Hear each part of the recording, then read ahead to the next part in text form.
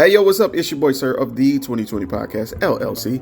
Please say the LLC. And before you listen to this episode, I just got to let you know, I need you to stop what you're doing. Go to blkrenaissance.com, and I need you to shop for the culture. That's right. Anytime you use the promo code LLC20 at Black Renaissance Clothing's website, you will get 20% off your order. Off rip, no questions asked. So do me a favor and do it for the culture. Peace. Hey, this is KJ, and I have a question for you. When was the last time you got something nice for yourself? That's what I thought. So why not visit www.theblurredsyndicate.com and get something that will help you express who you really are. They've got shirts, mugs, purses, mouse pads, and even aprons for the grillers of the family. So, if you're a fan of anime, pro wrestling, or hell, even the Golden Girls, the Blurred Syndicate has got you covered. Also, if you use the code LLC20 at checkout, you'll get 20% off your order. So what are you waiting on? I got mine. Come get yours. And remember to join the BS.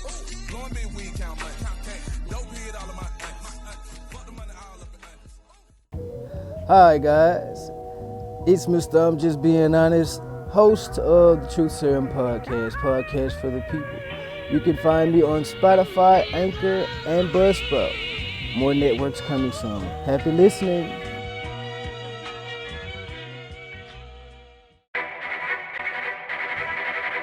The self-destruct sequence has been activated. Repeat, the self-destruct sequence has been activated. This sequence may not be aborted. All employees proceed to the emergency car at the bottom platform. Okay, we lit it just like a fuse, so no need to pick and choose. Welcome to 2020, where we do more than interviews. The hottest be coming through, dropping knowledge on all that you get. A peek at the front of you with the truth that they offer you. Yeah, hands up, we doing it for the culture. To give artists and businesses more exposure. Keeping it real and stay silent just like a boulder. It's about to go all the way down, can't get no lower. Chasing my dreams, know that they get no slower. But if I stay running, I promise they getting closer. Moreover, success my older. And if you're sleeping on me, I'm waking them up like Folgers. I told you, coming from the land with the tide roll. Well, we'll be on a whole different vibe though. We like to ride slow and keep our windows tinted so you really can see us like Stevie Wonder waking up with his eyes closed. Yeah, got the kind of flow that rock the boat. On my 16s of pounds of dope. And if you figure you can hang with me on the mic, then grab some rope. Matter of fact, better grab some hope. While you at it, we keep it live, it's time to tune in. Turn up the sound on what you're using. It goes so hard, I think it's bruising. The show is 2020, no need to zoom in. Yeah. The lady, cause they were like, you know, well, I don't know if you know, well, I don't at all anymore. Oh, man, can we talk about church? Yes! We can do this. Can we talk about, I've been waiting to have a conversation about church for a minute, bro. I've been let go, bro. You been let go? I've been let go, When bro. did you let go? I let go, trying to get me go back in like, you remember I came back in like 2017, right? Yeah, you did. To get me come back strong for like 2 years, and I almost did. Mm-hmm. And the one day I came back,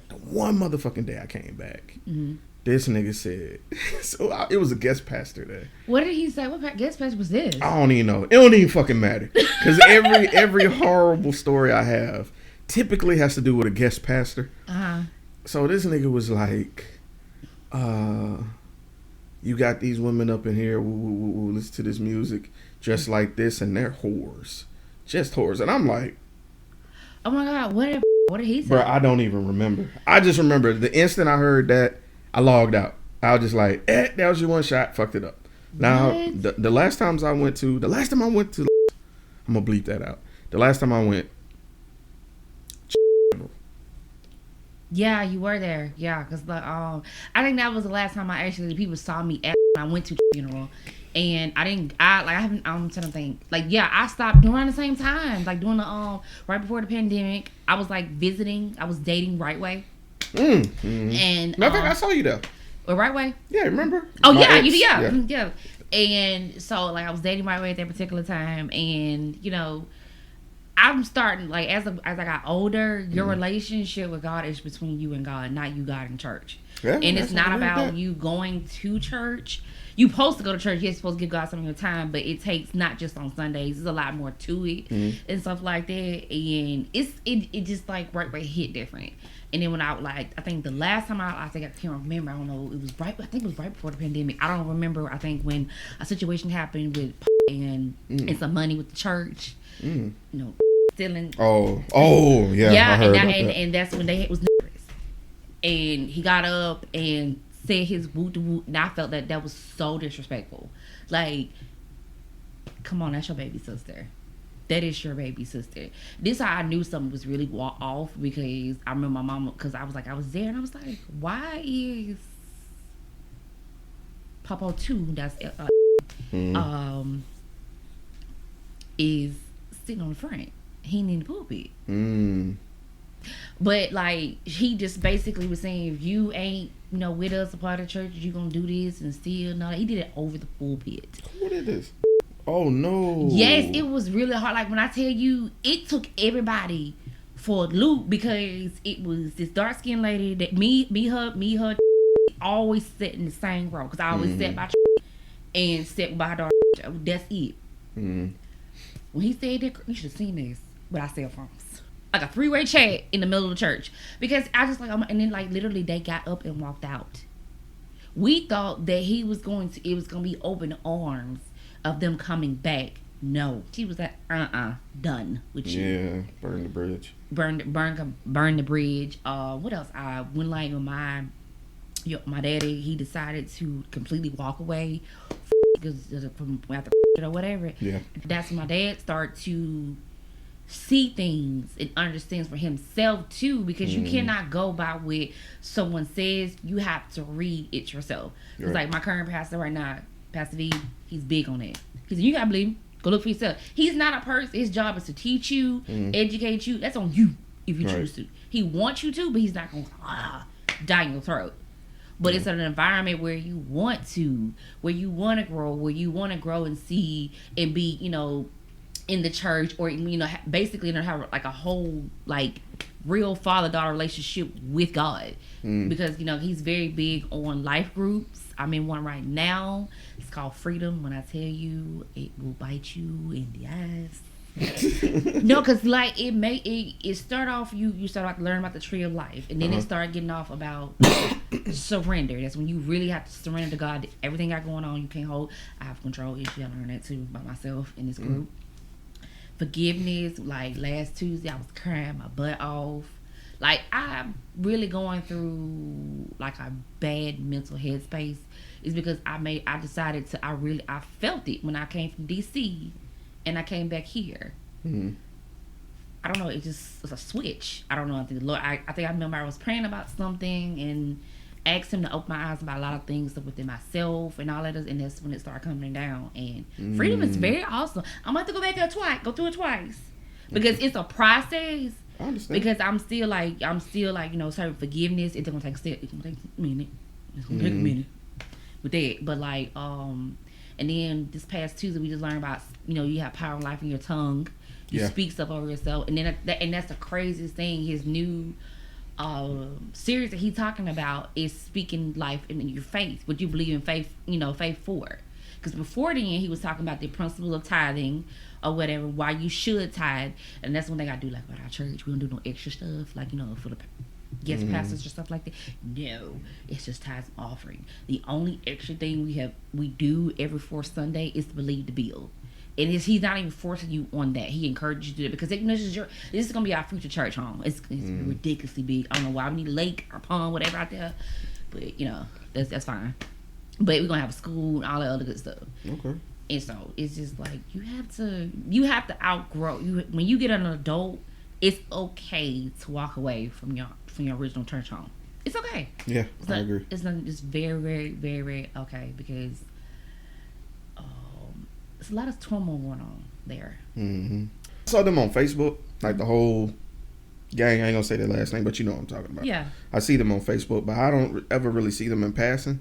And it's weird because the memories I have of them are like 20 years ago. And then to see them now it's weird, because it don't match with what we were like forced to believe. You know what I'm saying? It's like it's different. It's very different, especially like I think he was basically saying that when like as he came back, like, you know, we could have went to football games, we could have did scholarships. You know what I'm saying? Like, I don't understand like why we couldn't do none of that stuff. Right. Like here, like where I go at right now, he does not have an issue with us going to Mardi Gras. You can go out there and have a good time and not be doing the most. Right. You know what I'm saying? It's not doing the most at all. And he be out there, but he don't be doing that thing. You'll never know. Or whatever and stuff like that. But it's not like we don't have a good, like, you know how we have, like, you know, pastor appreciation? No, it's not even like that. It's the opposite. We rent out the locale. It's for us. It's a whole ball shindig for us to show I appreciate you. Because I wouldn't be here without God and you. That's dope. Yes. I think that's dope. Yes. Because I definitely have a problem with pastor appreciation. Yes. And like, and if you listen to one of his sermons, I was like, now he can be a little shady. He don't try to do it on purpose. Mm-hmm. But I've heard. I've seen some of it online. Yeah, because he don't. It's just when he gets into it, and I think this, you know, the spirit be talking to him at the same time, especially when it comes to certain subjects. I don't know how he start off talking about the series, and then I don't know how it just ties in with day-to-day life, and you be like, ooh. Okay, you read me too well today. I'm gonna need you not to be. Yeah, you too close to that. And stuff like that. So like I'm learning a lot especially when it comes to real forgiveness with someone. Like if you truly really forgive someone, seeing them will not make you upset. Your heart race, you won't feel nervous. I said, oh crap, I got somebody I gotta really truly forgive this time. Dang. And then like I was okay with admitting that I do have some daddy issues because like, you know, I do suffer from abandonment, and even though I'm not able to see my therapist, but me being in this freedom is actually keeping my mind where I can be able to. That's interesting. To be able to, you know, move until I get me therapist. Because like if I didn't have one, I wouldn't have went back to work. I wouldn't have cared about my PTO if I ain't had none of that. I just would have been like zonked in, like dead. Just couldn't. Like I was crying, all that other stuff. And then starting, you know, it's when you really truly want to know something, you feel in a certain type of way because you don't want to feel this type. Like I had posted something a couple weeks ago, like a couple days ago. I basically said like I'm not into no relationships, no friendships. Like literally, my main goal is protecting my peace, and my mental space right now. That's even with my family. Man, what you say? Like literally, I had to tell my brother. I told him I got boundaries. He said, "No, you don't." Yes, I do. Yeah. You don't respect them, go make you respect them because I ain't gotta be around you if I don't want to. Man, what you say? And they don't, and especially in the black community, they really truly do not understand when it comes to mental health and church. And they feel like going to therapy is dumb. No, it's not.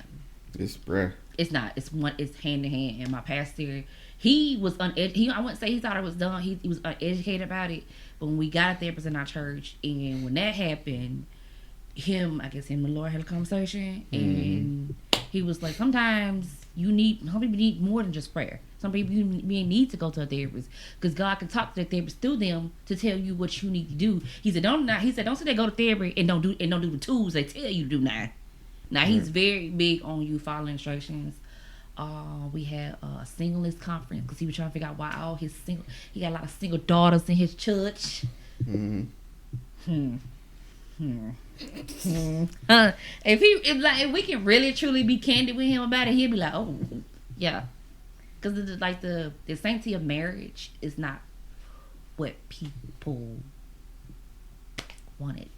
It's not like it used to be. It's all about what you can get from someone and how you can get out of someone. And then you don't want to fight through the difficult times. You just want to just throw your hands in, throw the towel in, and be done with it. Even with relationships and stuff like that. It's easier to escape than deal with it. To actually truly deal with it. Like with my current relationship, Jesus, I have to walk away. I had most definitely confirmation last night from our church group. You know what I'm saying? I wasn't even nervous to even tell them about the situation or whatnot. They was like, baby, literally, my confirmation was last Tuesday. I told one of the ministers who's praying over me what I'm coming to pray in agreement for, and that was the first thing that came out of my mouth. Because we talking about forgiveness now.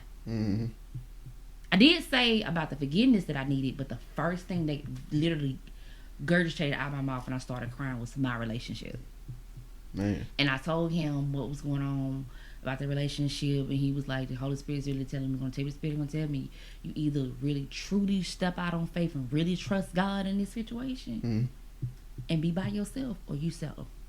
Ooh. And then last night, my freedom group leaders said the same thing, but a little bit longer. She was like, you literally need to walk away, because you what you're doing, you're blocking yourself. And she said, when you leave from this, he ain't finished with you. You still gonna have some lot of healing you be going through, but everything goes going to line up where you need it to go. All the girls even said, they was like, you blocking your blessings. Like, no. But they said, they literally was like, when you do walk away, if you get them millions, don't forget about me. They was being silly. Don't forget about me, your sis, freedom group. But they was like being very supportive. They wasn't being judgmental about it. Because, sometimes you could talk to your friends and they be like, oh, you need to do this and you need to do that or whatever. They had that moment, but they was just basically, it wasn't where to the point where like, you want to consider my feelings about the situation. Right. They was very, we know it. They was like, we know it's gonna take you time. We know that, and we was like how you know that person is the one, and all that other good stuff. Like if that person was truly the one, it wouldn't be toxic, like at all. It would not be toxic. It wouldn't be so hard. You wouldn't have to say, you wouldn't have to ask for the bare minimum. They just do it. Yeah. They literally would just do it. But my situation, I don't know. It's some kind of, I think it's like a marriage agreement or something crap. But my homegirl at work looked it up today. Marriage affidavit. That means you're married, right? Yeah. Yeah. That's what I thought. Yeah, that's what I thought too. Yes. They've been since 2019 before I even met him. Oh shit. And he told me it was some kind of marriage agreement for business purposes. No, I found out that they're on I already knew she was on the deed because of the kids. If something happened, oh shit, they'll have a place to stay. I get that, but no, she ain't just on that. She on the loan too. Oh shit. Yeah. Oh shit. You can see all that. Yes. Information, and they teach. She said this is not illegal. It's a public record. You can look that up. Look it up. Yeah. Damn. See. Yes, and then I got a long message about today, a random text message today about women ain't the prize. We expect men to pay all our bills, take care. Oh man, I was like, that's deflecting. Yeah, I'm like, it was a post he sent me, and I was just like, I'm not even that type of person. Like, what are you like? This is like the third time you would categorize me with these basic people in these streets. Yes, I have my financial struggles. Yes, I deal with life differently. Yes, I have anxiety and stress issues. But that does not mean that I'm incapable of trying. Everybody deal with life differently. I should be able, you as my partner, I should be able to come to you when I'm having a rough ass time.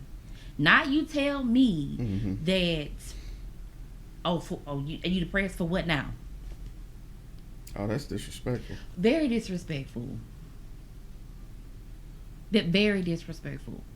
If you keep hearing me talk about my financial situation instead of you listening to me and trying to help me figure out what's the problem is, you got the money, something ain't adding up right. You're doing something wrong. You know what I'm saying? Your job is to be able to say, okay, let's sit down together and figure out what's going on. Versus you telling me it's my fault, you this and this and that. Who wants to hear that? Clearly, I know it's my fault. I'm in it. Right. You know what I'm saying? But I'm coming to you for help. That does suck. It does suck. To me, I feel like when you get in a relationship or you get married, I know it's more than just love. It really is. It's loyalty, respect. I want someone to, when I say provide for me, I'm not talking about financial. Of course, I like any woman. I wouldn't. Who don't want to take? I don't want to take care of myself. Okay, let's be real about that. I don't want to. Of course not. I appreciate that honesty. You know what I'm saying? I'll be honest with you. Yeah, of course not. But also at the same time, I want you to be able to provide, protect me mentally, physically. Where a safe space where I can be vulnerable with you, where I don't have to worry about it. When you get mad, you throw it in my face and blame security me. In a way. Yeah, security in a way. It ain't just about financial or whatever. These men now are just talking about like, oh, what you bring to the table. I already got all this doing, but what do you do? I'm like, what you mean? What did I do? First of all, without us, You can handle kids. That's the first thing. Mm. 2, most men do not know how to make a house a home. You can decorate a house a home is where you can feel peace, love, and all that stuff. People mean, oh y'all crazy. I said, but you fail to realize. I saw this on like TikTok. A preacher pastor was talking about whenever you give a woman, she multiplies it. You give her seed, she give you children. This and the third. But he was like, if you give her attitude, what you think you gonna get? Yeah. And people don't understand. I agree. That's the same thing with a man and a woman. Their relationship dictates everything in your life. Your mental, your financial, everything.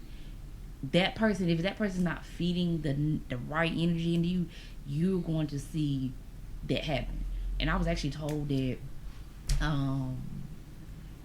a woman's supposed to make you, being a woman is supposed to make a man better.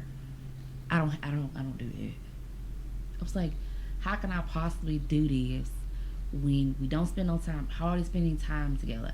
Quality time is more than just coming to my house, we laying in the bed and watch TV and do whatever. We don't go nowhere. We don't do no dates. And when I say dates, I'm not saying we have to go out to eat all the time. We can go to the park. We can do arcade. I'm a very fun person. We grew up together. You know how cool I am. Yeah. You know what I'm saying? And then and one guy literally asked me on his dating app, because I'm bored, ain't got nothing else to do. He was like, why are you single? And I said, I'm gonna be real with you. I don't even know. He don't know I'm not single, but it don't know. But I'm like, he was like, because he's telling you 35, you gorgeous. You got a great conversation. I'm not understanding. Why are you by yourself? Why nobody ain't snatch you up? I said, I don't know. That's why it's time for me to really. It's not that I don't want to relate. It's not that I don't see myself in a marriage or relationship in the future. But right now, I don't. It's just taking a real toxic toll on me. I understand. Cause a person say they want to leave you, then they turn around and come back, and he was like, well, you don't see the fact that even though I say I want to leave or whatever, but I come right back. I said, I understand it, I get that, but the principle what you're missing is your first instinct is to leave. Right. When you know I suffer from abandonment issues, you suck. Yeah. S. That's a low key manipulation. It is a low key manipulation, but I don't know how my mind is handling it, because I don't understand. Like, I'm not saying I was handling it now. My eyes are open. Because have you ever felt like you asked God to show you some things and the veil just lift over your head? Yeah, that's why I don't like to ask that goddamn question. What? Show me something. I be afraid to ask for confirmation, girl. But sometimes we do. Sometimes we do need that confirmation. And like when I'm back to like the whole church thing. Mm-hmm. So it's okay to walk away from your childhood church. It's absolutely okay. Cause like my mom, I took her. Cause she questioned it because like we go to church with jeans on, and stuff like that. The Bible said come as you were, but we ain't going in there crazy now, like with our titties and all that stuff out, nothing like that. Right. But it's respectful. But she went one Sunday was it Mother's Day? Yeah, it was Mother's Day. Mm-hmm. When I tell you, when we got from church, I took her to Mother's Day brunch they had downtown at the Renaissance Hotel. They got one for Easter. Okay. Yeah, they're doing an Easter brunch. She don't know I'm taking. It's gonna be a surprise. It's the Easter, doing the Easter brunch. And we going down there for Easter, and then when she got home, got on that phone, I can hear her. That's all she talked about was Brightway. How much she loved the sermon. She actually remembered word for word what he said. That's dope. Cause she want a free book and everything. Hey. Yes, word for word. That's what's up. That's impactful, man. Like word for word. That's word. Impactful. Yeah, that's what I'm saying. Like she been going to house for how long? Cause she told me one Saturday. She said they do something. She was saying, oh, I'm sorry, Jericho. Yeah. I said was talking about something. She said it didn't make any sense to her. She said there was a lot of that growing up. I'm gonna be honest with you. I'm gonna tell you who was the best. Outside of my daddy. Outside of my daddy. Period. Like, I love your dad because your dad used to dumb shit down so easily for me, and I'd just be able to get it. I love that shit about him. And your daddy wasn't gonna preach long. Let's just keep it a buck. In, out, let's go. Good. I loved it. The longest is if it's big kitchen, 25 minutes. Yeah, you know what I'm saying? Might get some shouting in or something, but that's the only reason it's gonna be long. Yeah. But he don't. I'm gonna tell you who was my favorite person to talk to throughout the whole church. Two, actually, that I fucked with for the longest ever. Her and had me at a period where I felt comfortable coming to them with any question I had. To the point where I would come to the men of the church and I would leave with more questions than when I came with. You know what I'm saying? Yeah. And so I feel like for her to pick up for the way she did, like having me enjoy Sunday school, I'm gonna give it to her. Next was my mentor. Man, amazing. My mentor because like, Hey, this is Mystique. This is Mr. Everlasting. And this is the safe word. Safe word. Y'all make sure y'all join us every first and third Friday of the month. Every month. We are in season 3. Season 3. Y'all already know what it is, man. Tap in.